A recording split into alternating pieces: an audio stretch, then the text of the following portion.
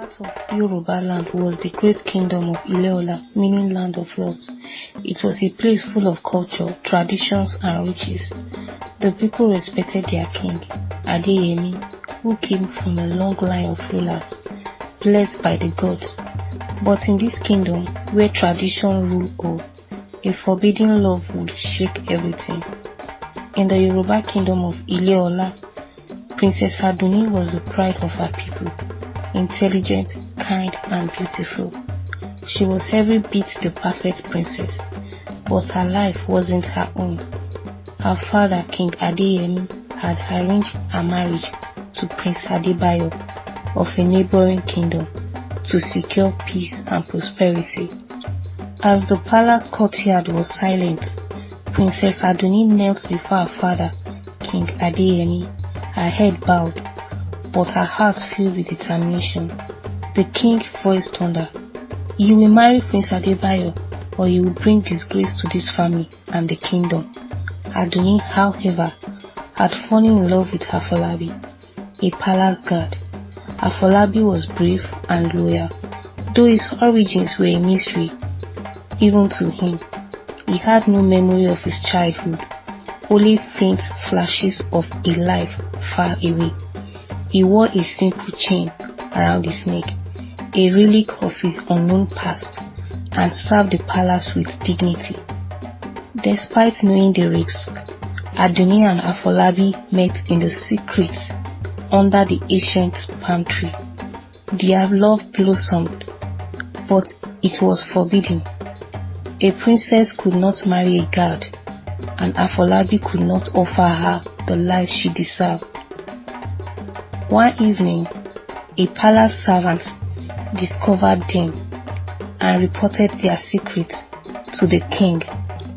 King Adeyemi was furious when he learned of Aduni's defiance. He decided to announce her engagement to Prince Adebayo at a grand royal dinner, putting an end to the scandal. The hall was adorned with rich fabrics, carvings, and the finest decorations, and nobles from across the kingdom gathered for the event.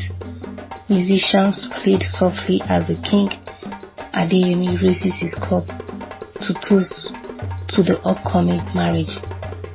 But before he could speak, Aduni rose from her seat. Her voice trembled, but her words were firm. "I cannot marry Prince Adebayo. My heart belongs to someone else." The hall fell silent, and all eyes turned to the princess. The king's face darkened with rage. "Who is this man who dares to defy me?" At that moment, Afolabi stepped forward, kneeling before the king. "It is I, your majesty. I love Princess Aduni, and I am ready to face the consequence."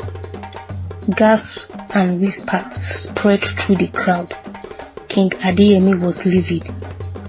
"You are nothing but a guard. How dare you think yourself worthy of my daughter?" He ordered Afolabi to be seized immediately, bound in chains. Afolabi knelt before the king, ready to face his fate. As the guards prepared to carry out the king's command, a voice rang out from the crowd, "Stop!"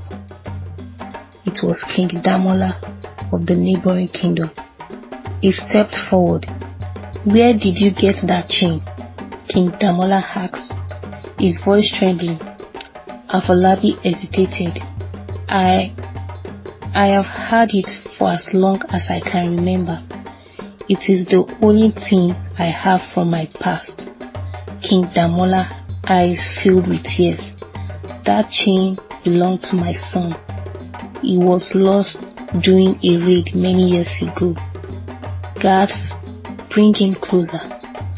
The room held its breath as King Damola examined the chain.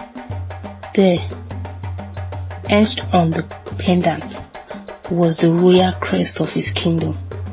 "Afolabi," the king said, his voice breaking, "You are my son. You are Prince Ayotunde, lost but now found." Shock rippled through the hall. Aduni stared at Afolabi, tears streaming down her face. She had loved him for who he was, but now he was more than a god. He was royalty. While the revelation of Afolabi's true identity brought joy to some, it also created new problems. Prince Adebayo, furious at being humiliated, accused Afolabi of deceiving everyone. The royal council debated whether Afolabi's newfound status changed anything. Was he still unworthy of Princess Aduni? Should the engagement with Prince Adebayo proceed to protect the alliance? King Adeyemi was conflicted. He respected King Damola but felt betrayed by Afolabi's relationship with his daughter.